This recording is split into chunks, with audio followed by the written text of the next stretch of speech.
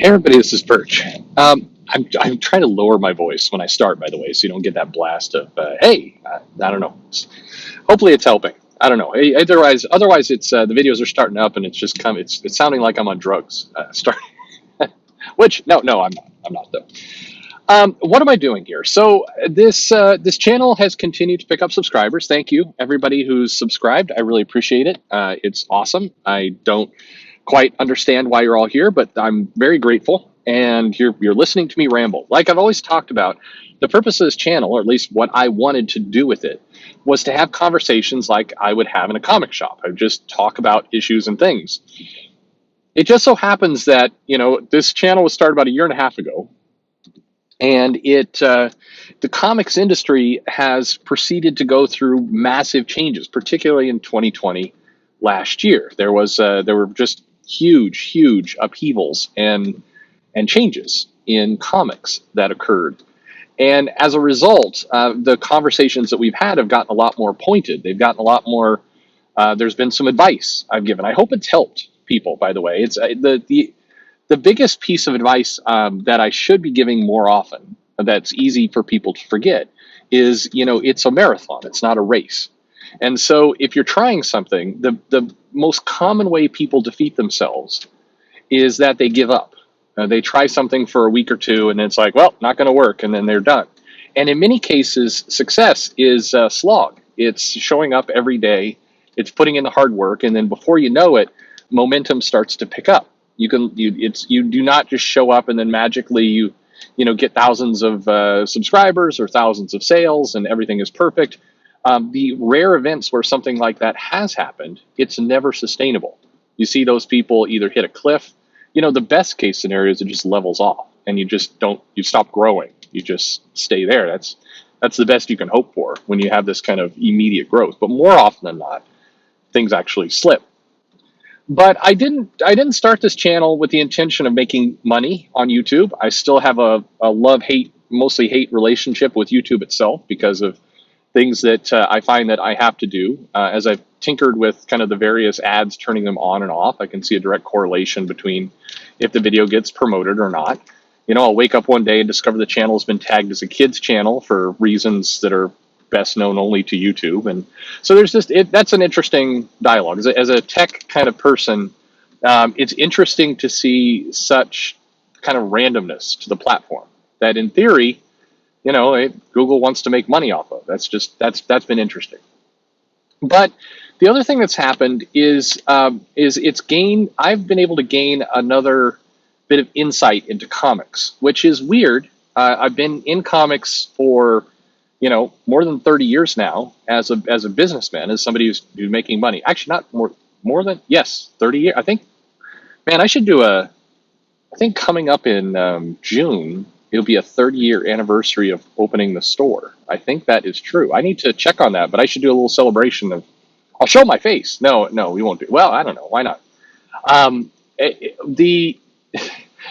I for 30 years now, I thought I knew a lot about the business. And what I've come to realize is kind of a missing piece I've always wondered about. And that is that a lot of the decisions, a lot of the things that are being done truly are done spontaneously, without a lot of planning, without a lot of foresight.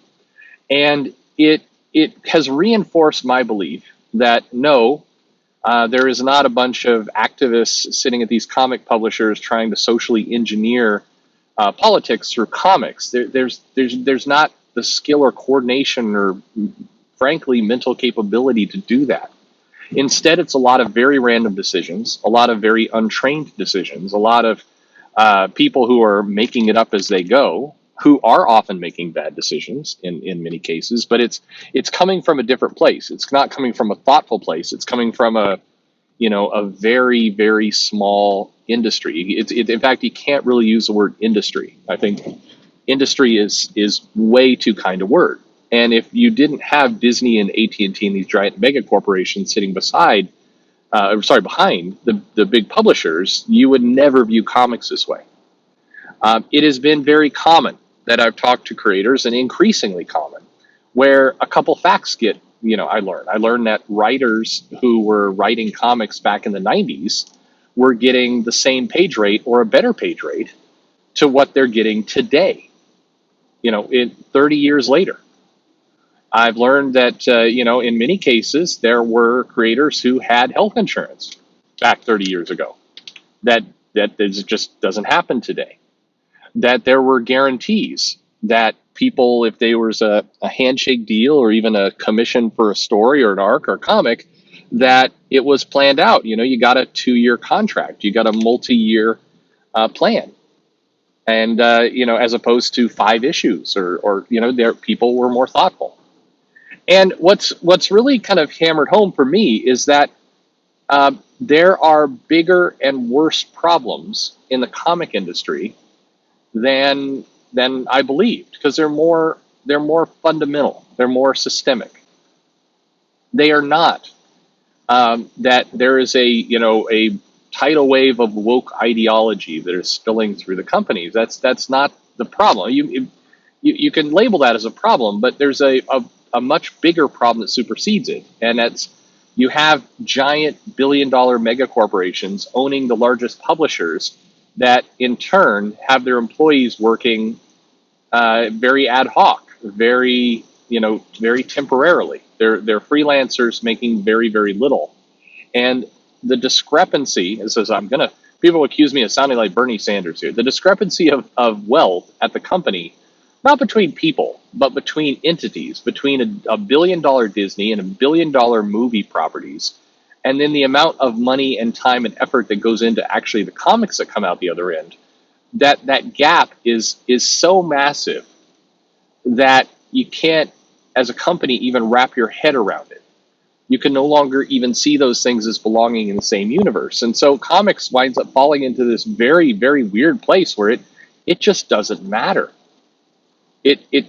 Who's paying attention to all this? And it's why, by the way, in turn, you see a lot of the freelancers, a lot of people who are making close to nothing in comics, why you see them willing to go on social media and say batshit crazy stuff that if they were an employee at Kinko's, or I guess the FedEx store now, their boss would tell them to cut that stuff out. It doesn't happen in comics because it's an unnatural gap. It's kind of like, if you could picture it this way, it's like picture a super wealthy, like Goldman Sachs company, huge in the financial industry, a titan of that industry. And now picture that Goldman Sachs decides one day that they are going to make, bakery goods for just their building, just their office. So they're going to create a little division within their company that is got a cook and a chef and a recipe person and a marketing person, and they're going to start making like donuts or small little croissants, and they're going to sell them down in the lobby. The company doesn't do things like that because it doesn't make any sense. It doesn't make any sense for a company that's focused on one thing and moving billions of dollars around to have this tiny little cottage industry going on in the basement. It makes no sense. People in the company can't wrap their heads around it. And that creates the situation that we have right now, which is a very, very disjointed world where nobody is really happy. The creators are not happy. I mean, even the creators who are on social media talking about how, they love comics and everything else, I don't doubt them. I'm sure they do love comics. I love comics. Lots of people love comics. Loving comics and loving the industry doesn't mean you're necessarily loving the way you're treated in that industry. And, you can't be happy if you're watching your peers go on to GoFundMe in order to pay for, a broken leg that you've got medical bills from 2 years ago. Like, nobody's going to be fulfilled.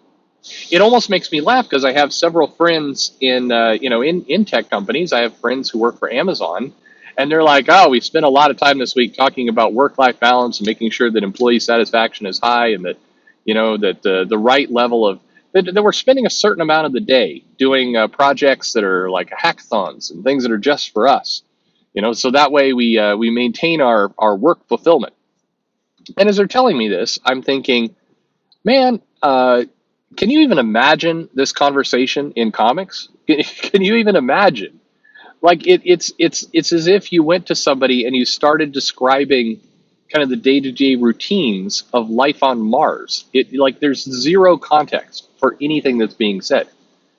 Yet you can't leave your house. You can't go into a store.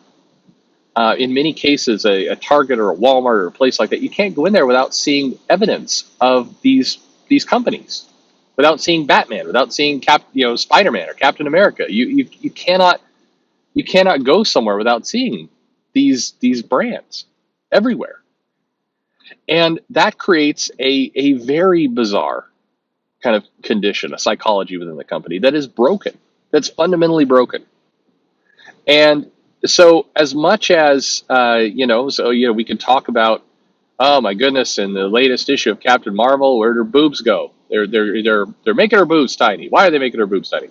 I get it. I get why you want to. I get why we should all love boobs. Wait, that didn't come out right. You know what I mean.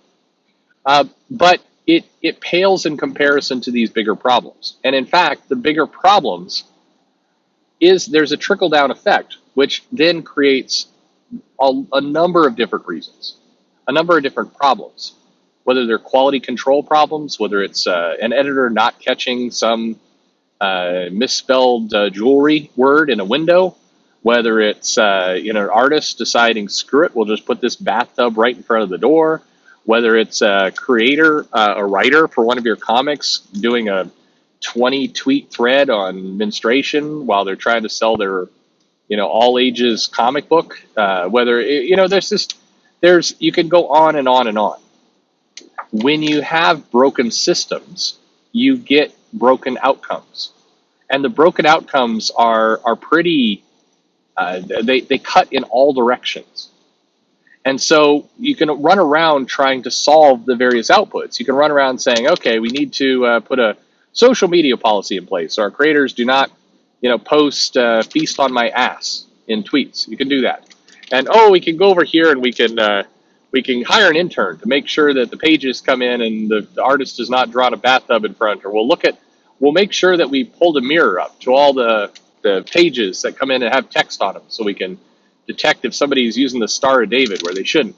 You could do all those things, but unless you solve the root problem, it's just going to keep happening. It's like whack-a-mole. New problems are going to continue to just crop up everywhere because you have a broken platform. You have a broken base. And I see people in the comments often saying things like, you need to burn it all down and start over. And I do disagree. I disagree with that statement because burn it all down is destructive.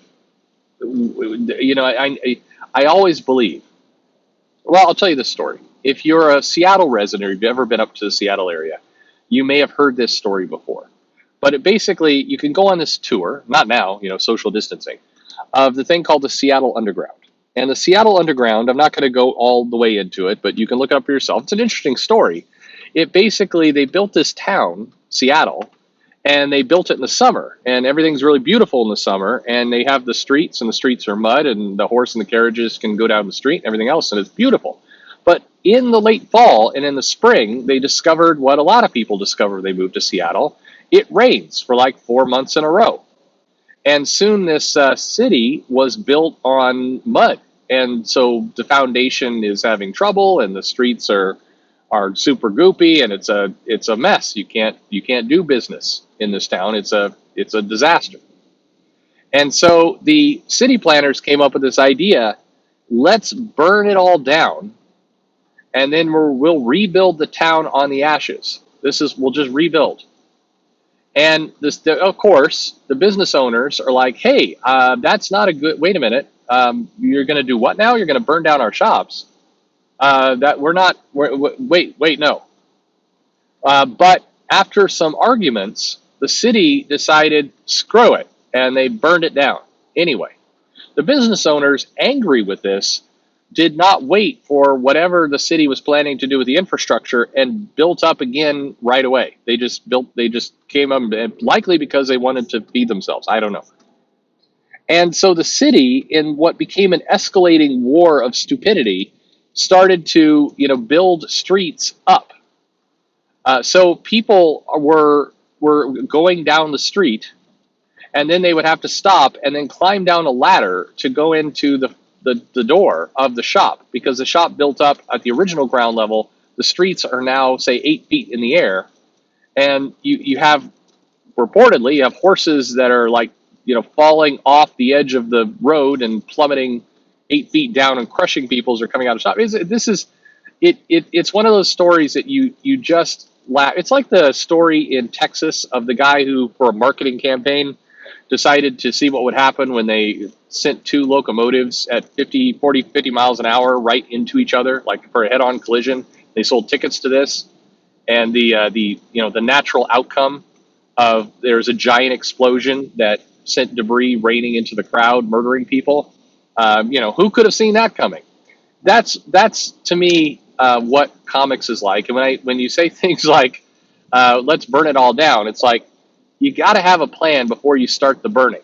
That's all I'm saying. Before you say burn it all down, have a plan. Unless your plan is just to create a bunch of ash and then walk away and we never come back to comics again. If that's the outcome, then yes, burning it all down is a great idea. But you got to have a step two. You can't just say burn it all down and then then nothing. Anyway, I started this channel to be able to just talk about comics, and like I was in a shop. So I don't know how I went on quite a journey there. Anyway, it's the comic industry. I've said before, and I will continue to say, even though in saying so, you get labeled as a comic skate channel or one of the baddies or any number of things people want to associate to it. There are problems in the comic industry. There are clearly problems in the comic industry. You could talk to any creator, and as long as they are being honest, which most will be, by the way, whatever their politics are, they will acknowledge that there are problems. There are problems that need to be solved. Now, we may have some disagreement on the problems, but oftentimes you can get to kind of the same understanding of where things are at. This is an industry with a lot of people that have a lot of passion for it. They wouldn't be in it if they didn't have passion for comics, and that's great. But there's kind of an agreement that needs to happen on the other end. Okay, so people are coming into comics saying we love this industry, we want to work in it, we're willing to make some sacrifices in order to be in this comics business because we love comics so much. Whoever you might be, whether you're somebody, a new creator, an older creator, you're somebody on the outside doing crowdfunding, a lot of people doing comics for a lot of different reasons, and good for them for bringing that passion to the table. On the other side, part of the contract that needs to be made, part of the agreement, part of the, holding up their end of the bargain, has to be treating that passion with respect and with quality and with sustainability and all these things. It's not enough just to have people who are excited to be in comics. You've got to have companies, and you got to have leadership, and you have to have management that actually will take that excitement and make something good out of it, make something sustainable out of it, make something that can continue out of it. And sometimes that means, spending money. Sometimes that means setting rules. Sometimes that means just, hiring. Don't hire somebody who can't do a job. One of the things you learn about in business is that if you have somebody who is very, very passionate about, say, programming, and they love programming, but they suck at it, you don't make that person a senior developer and hook your company's success on it, even if they do love it, because that passion has to be also met by skill. And it's not the responsibility of the person who has passion but no skill to recognize that they don't have skill and opt out. It's the responsibility of management to do a good job of picking who you can count on, picking the right people for the job, picking people who are going to work on something and actually create some value out the other end, and mentoring and training the people who aren't there yet, or having a very tough conversation, which is, maybe you're not right for this. That's all part of, working in grown-up land. Anyway, there you go. There's a long rant from me. I hope you're doing well. Let me know your thoughts in the comments below. Like and subscribe. Again, thank you to everybody who's joined me on this crazy journey, and thanks for listening.